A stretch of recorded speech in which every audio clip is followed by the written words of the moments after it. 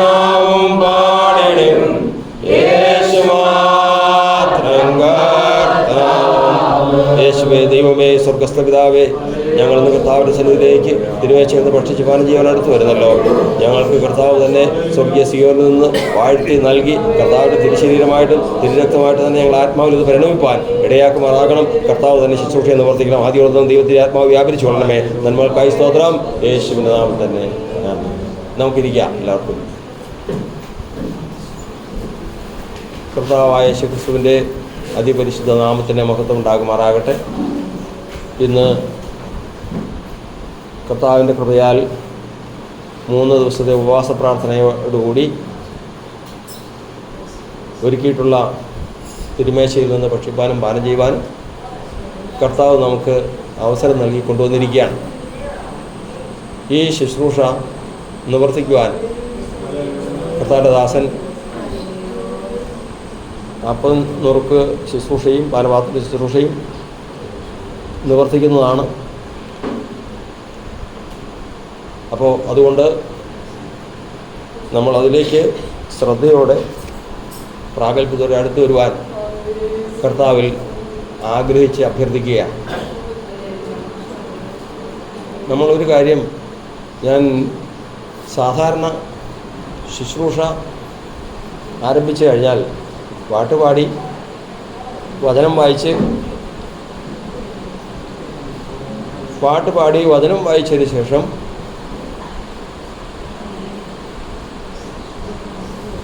എഴുന്നേറ്റ് ഒന്ന് വചനം വായിക്കുമ്പോൾ അതിനോടുകൂടി പ്രാഗൽഭ്യം പറഞ്ഞ് ഇരുത്തുന്ന പതിവാണ് നമ്മൾ മുമ്പ് ചെയ്യാറുള്ളത്. ഇന്ന് അതിനോടുകൂടി പറയിപ്പിക്കാതിരുന്നതിൻ്റെ കാരണം, എല്ലാവരും ഈ ശുശ്രൂഷയോട് അടുക്കുമ്പോൾ നമ്മുടെ മനസ്സ് പൂർണ്ണമായിട്ടും ഒരുക്കി ഈ ശുശ്രൂഷ പ്രാപിപ്പാൻ തക്കവണ്ണം ദൈവത്തിൻ്റെ ആത്മാവ് പ്രവർത്തിക്കണം. ഏതിനും ദൈവവചനമാണ് ആധാരം. 37-ാം സങ്കീർത്തനം 8-ാം വാക്യം വായിക്കുന്നത് എന്താണ്? 38-ാം സങ്കീർത്തനം 37-ാം സങ്കീർത്തനം 8-ാം ഇത് എന്തായിരുന്നു? അത് ഓഫ് ചെയ്ത് വയ്ക്കുക.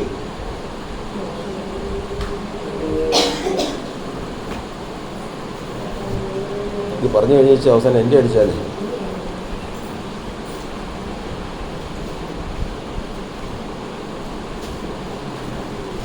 വായിക്ക്. 37-ാം സങ്കീർത്തനം 8-ാം വാക്യം കിട്ടിയില്ലേ? കോപം കളഞ്ഞ് ക്രോധം ഉപേക്ഷിക്കാം. മുഷിഞ്ഞു പോകരുത്. അത് ദോഷത്തിന് ഹേതുവാകുമോ? ദൈവത്തിൻ്റെ വചനത്തിൽ നമ്മൾ വായിച്ചു കേട്ടത് കോപം കളയണം,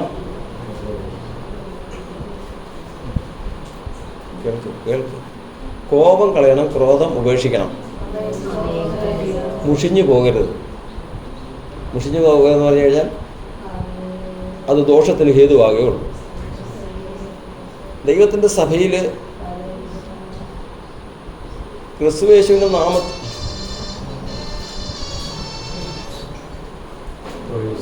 എല്ലാവരും അതങ്ങ് ഓഫ് ചെയ്യും. അപ്പോൾ പിന്നെ കുഴപ്പമില്ലല്ലോ, എല്ലാവരും അതങ്ങ് ഓഫ് ചെയ്ത് വെച്ചു.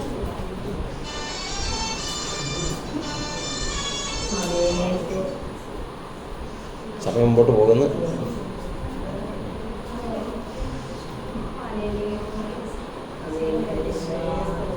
നമ്മൾ ഈ ദൈവവചനത്തിൽ, ഇനി ഞാൻ പ്രസംഗമല്ല, ശുശ്രൂഷ എടുക്കാനുള്ള ഒരു മാനസിക ഒരുക്കത്തിന് വേണ്ടി പറയണതാണ്. ദാവീദ് രാജാവിൻ്റെ പ്രധാനമന്ത്രിയായിരുന്നു അഹീത്തോഫേൽ. അതെന്തൊരു നെടുവീർപ്പ്, ശ്രദ്ധിച്ച് കേൾക്കുമ്പോഴത്തേക്കും. അപ്പോൾ അഹീത്തോഫേലിൻ്റെ മകൻ്റെ മകളാണ് ഊരിയാവിൻ്റെ ഭാര്യ. ഈ കൊച്ചിനെയാണ് തന്ത്രപൂർവം ദാവീദ് കൈവശമാക്കിയത്. എന്നിട്ട് ഊരിയാവിനെ കൊന്നുകളയും. ധാർമ്മികമായിട്ട് ആർക്കെങ്കിലും വിഷമമുണ്ടാവുമോ? എൻ്റെ മകൻ്റെ കൊച്ചിനെ അങ്ങനെ ഒരു പ്രവൃത്തി ചെയ്തു കഴിഞ്ഞാൽ ഉണ്ടാവുമോ? നിശ്ചയമായിട്ടും ആർക്കും ഉണ്ടാകാം, സമ്മതിക്കുന്നതാണ്. ഇത് കണ്ടപ്പോഴേക്കും ഇത് രാജധാനിയിൽ സംഭവിച്ച കാര്യമാണ്. ഇദ്ദേഹം മനസ്സ് മടുത്ത് അവിടെ നിന്നിട്ട് പോയി. പക്ഷേ ദാവീദ് ചെയ്തതിന് ഏത് തരത്തിലും പ്രതികാരം ചെയ്യാൻ തൻ്റെ ഹൃദയത്തിൽ കരുതി. അത് കരുതി വെച്ചു. അങ്ങനെ പോയി സ്വന്തം നാട്ടിലേക്ക് പോയി. ഇനി പ്രധാനമന്ത്രി പദവും വേണ്ട, ഈ കൂട്ടുകെട്ടും വേണ്ട എന്നും പറഞ്ഞു പോയി. ചില നാളുകൾ കഴിഞ്ഞപ്പോൾ ദാവീദിന് എതിരെ അബ്ശാലോം എഴുന്നേറ്റപ്പോൾ ഇവനെ വിളിപ്പിച്ചോട്ട് വന്നു. കാരണം എല്ലാവർക്കും അറിയാം അഹീത്തോഫേൽ പ്രതികാരം ചെയ്യാൻ ഒരുങ്ങിയിരിക്കുന്നവനാണ്. അവനെ വിളിച്ചുകൊണ്ട് വന്ന് ദാവീദിനെ കൊല്ലാനായിട്ടുള്ള പ്രവൃത്തി ആലോചന അഹീത്തോഫേൽ ചെയ്തു. പക്ഷെ കാര്യമൊന്നും നടന്നില്ല. ദൈവം ദാവീദിൻ്റെ പക്ഷത്തുണ്ടായിരുന്നു. താൻ ആലോചന പറഞ്ഞ കാര്യങ്ങളൊന്നും നടന്നില്ല എന്ന് കണ്ടു കഴിഞ്ഞപ്പോൾ അഹീത്തോഫേൽ എന്ത് ചെയ്തു? സംഗതി പാളിയെന്ന് മനസ്സിലായി. ഗ്രഹകാര്യങ്ങൾ ക്രമപ്പെടുത്തിയതിന് ശേഷം വന്ന് തൂങ്ങിച്ചത്തു. ആരാന്നറിയാമോ? പേരെന്നാന്ന് പറഞ്ഞേ? അഹീത്തോഫേൽ. ആരാ? ദാവീദിൻ്റെ പ്രധാനമന്ത്രി. തൂങ്ങിച്ചത്തു. ഒരു വേദവസ്ത്ര പ്രകാരം നമുക്ക് അടുക്കാൻ പാടില്ലാത്ത 4 കാര്യങ്ങൾ ഏതൊക്കെയാണ്? വിഗ്രഹാർപ്പിതം, ശ്വാസം മുട്ടിച്ചെത്തത്, പരസംഗം, രക്തം. ഈ 4 കാര്യങ്ങൾ ദൈവത്തിൻ്റെ സഭയ്ക്ക് ഒരു കാരണവശാലും അടുക്കാൻ പാടില്ലാത്ത. ഇതിലൊന്നാണ് ശ്വാസം മുട്ടി മരണം. കഴുത്ത് കുടിക്കുമായിരിക്കുന്നു. ഏറ്റവും ഹീനമായ ശാപം കിട്ടിയ ഒരു മരണമാണ്. ഏത് മരണം? ശ്വാസം മുട്ടി മരിക്കുക എന്നുള്ളത്, തൂങ്ങിച്ചവുക എന്നുള്ളത്. ഈ മരണമാണ് ആർക്ക് കിട്ടിയത്? അഹീത്തോഫേൽ.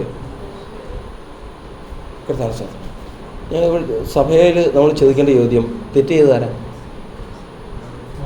ചെയ്തതാരാ? ദാവീദ്. ശിക്ഷ അനുഭവിച്ചാരാ? എന്താ കാരണം? ഈ വഴിക്ക് ഇറങ്ങി തിരിക്കുമ്പോൾ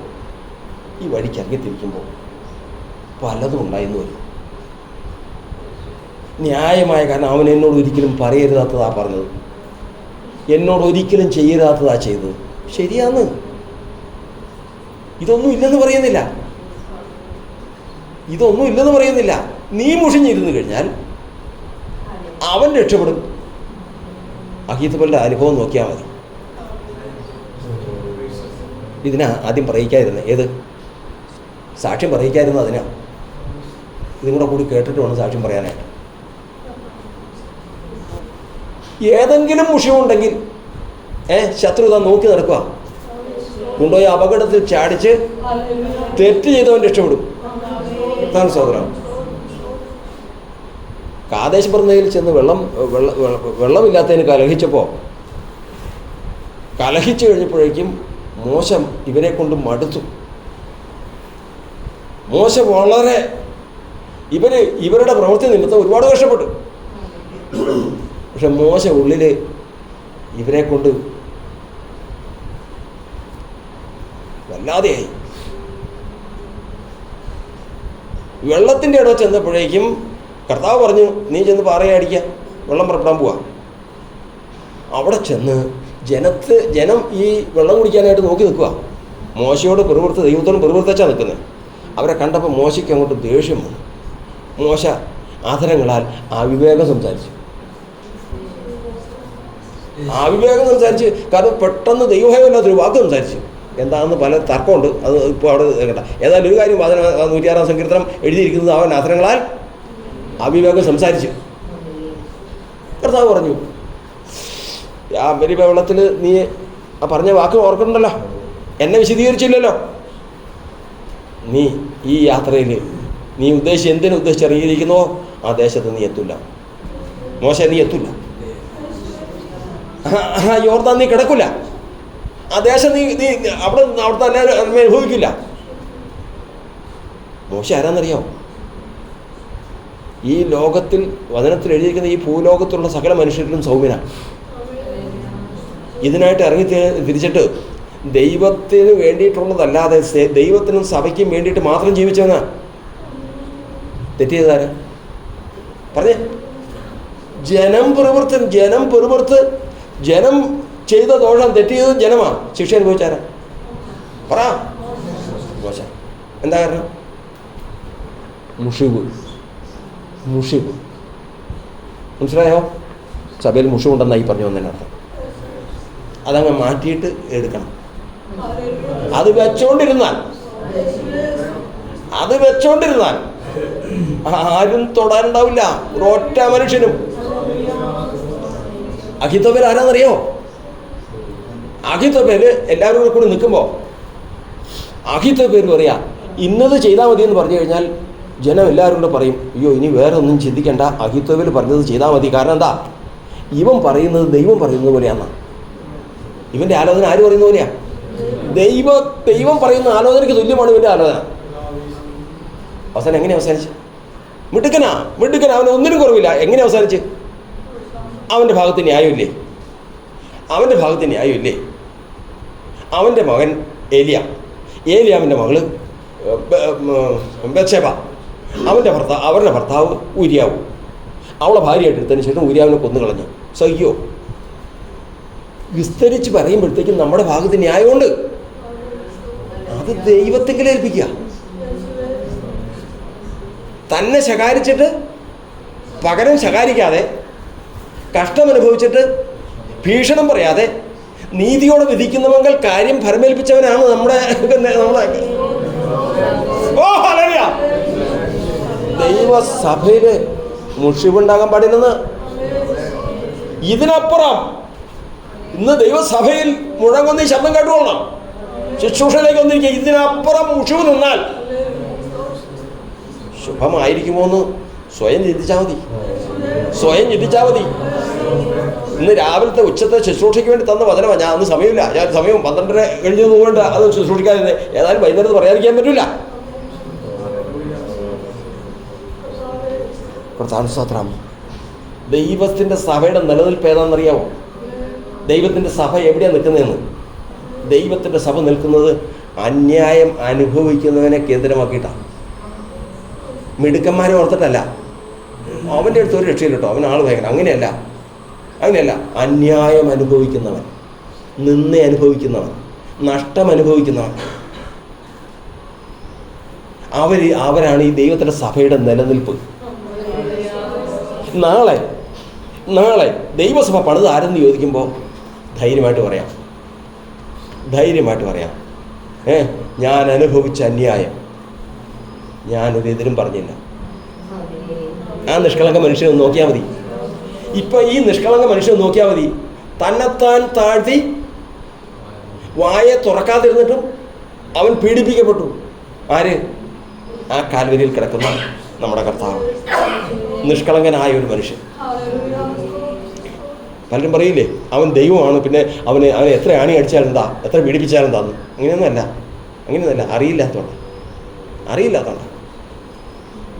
മനുഷ്യനെ മദ്യപിക്കുന്നവനെ തല്ലിയ വേദന മുഴുവൻ അറിയോ?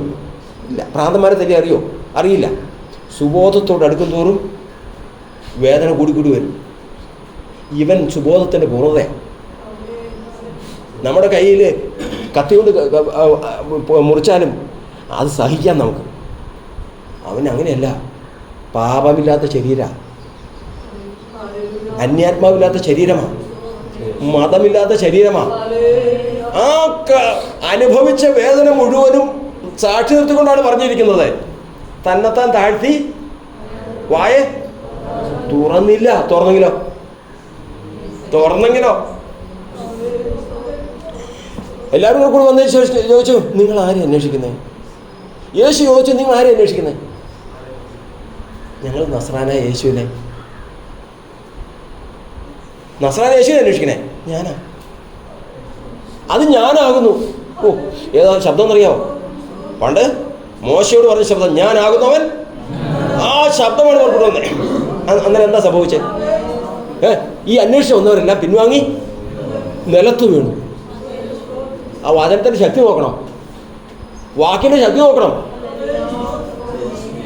ഇത്രയും പീഡ അനുഭവിച്ചിട്ടും തൻ്റെ കയ്യിൽ ഈ ഇതിരിപ്പുണ്ട്. എന്താ?